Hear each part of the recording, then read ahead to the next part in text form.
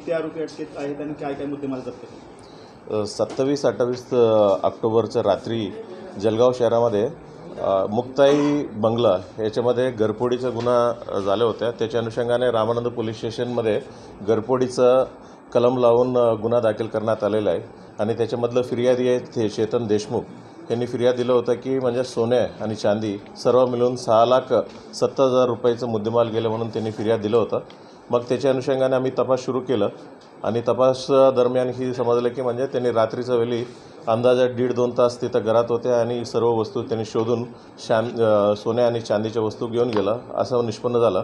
मग त्याच्यामधून म्हणजे त्यांनी जे गाडीत आलं होत्या मग त्या विषयावर माहिती काढलं आणि सखोल चौकशी केल्यावर जळगावचाच रहिवासी आहे जियाउद्दीन शेख ह्यांचा 2 व्हीलर होत्या असं निष्पन्न झालं। मग ह्यांना मदत केली म्हणून त्यांना अटक करण्यात आले होते 30 तारीख आणि नंतर ही जे कोणी ॲक्च्युअल घरफोडी केलं होतं 3 आरोपींचं नाव निष्पन्न झालं आहे आणि 3 आरोपी उल्हासनगरचे रहिवासी होते। मग त्याच्या अनुषंगाने आपलं टीम उल्हासनगरला गेलं आणि त्यांना चौकशी तपास केले की हे 3 आरोपी ऑलरेडी फरार झाले होते आणि एक्झॅक्टली आम्हाला गोपनीय माहिती प्राप्त झाली ही जे काही मुद्देमाल इथं चोरी केलं होतं त्यांना एक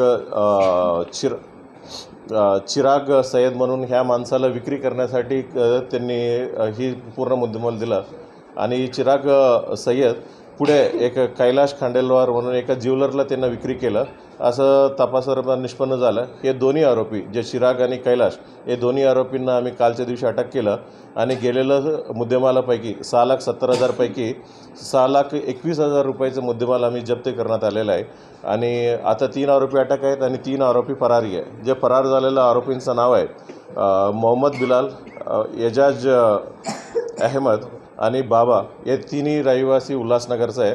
मग हे ते तिन्ही आरोपी आहे सराईत गुन्हेगार आहे आणि एजाज आहे ह्याच्या विरोधात 24 गुन्हा दाखल आहेत आणि बिलालच्या विरोधात 5 गुन्हा दाखल आहेत। हे इजाजच्या विरोधात म्हणजे सिल्वासा, गुजरात, राजस्थान, मुंबई, नवी मुंबई, ठाणे या सर्व ठिकाणी त्यांचा गुन्हा दाखल आहेत।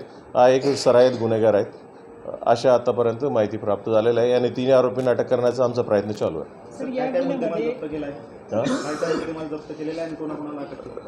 मुद्देमालापैकी 28 ग्रामचं पूर्ण सोनं जसं की तसं भेटलेलं आहे आणि 32 ग्रामचं लगडच्या स्वरूपात आम्हाला मुद्देमाल जप्त करण्यात आलेलं आहे आणि उरलेलं एक चांदीचं गणपतीचं मूर्ती एक आम्ही जप्त करण्यात आलेलं आहे। एकूण किती आरोपींचा सहभागी आहे सगळ्या घटनेत?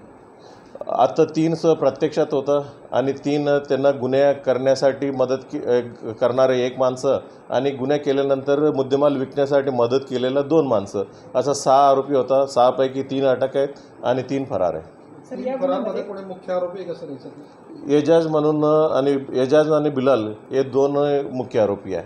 ते अद्याप फरार आहे? अद्याप बरोबर आहे। सर या घटनेमध्ये खडसेंनी एक आरोप केलेला होता की आपल्या घरातले कागदपत्र सीडी देखील चोरीला गेलेला आहे, त्या संदर्भात पोलिसांच्या तपासात ते समोर आलं। या पोलिसांना जे दिलेल्या FIRमध्ये फक्त सोन्या आणि चांदीचा विषय उल्लेख आहे। मग त्या विषयावर तेवढंच आहे, त्याच्यानंतर कुठल्या पुरवणी जबाब देखील आम्हाला काही प्राप्त झालेलं नाही आहे म्हणून त्याच्यावरती मला काही कमेंट करता येत नाही। तरी म्हणजे जे काही अटक झालेले आरोपी आहे सुरुवातीला जळगावचा जे आरोपी आहे त्याने पूर्ण मुद्देमाल पाहिलं होतं।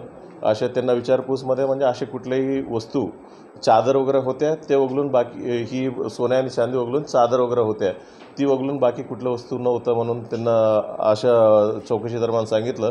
दुसरा जे काही इकडनं मुद्देमाल घेऊन गेलं होतं उल्हासनगरमध्ये तो चिराग आहे त्यांनाही आपण तपास केलं तसे कुठल्या वस्तू नव्हत्या म्हणून त्यांनी देखील स्टेटमेंट दिलेलं आहे। खडसेंनी पत्रकार परिषद घेतली होती त्यामध्ये म्हटलं जेव्हा घराची तपासणी केली तपासणी दरम्यान त्यांच्या लक्षात आलं की कागदपत्रांनी सीडी गेलेले आहेत आणि मी पोलिसांना हे सगळं याबाबत सांगणार आहे, तर याबाबत काही गुन्हा दाखल झाला?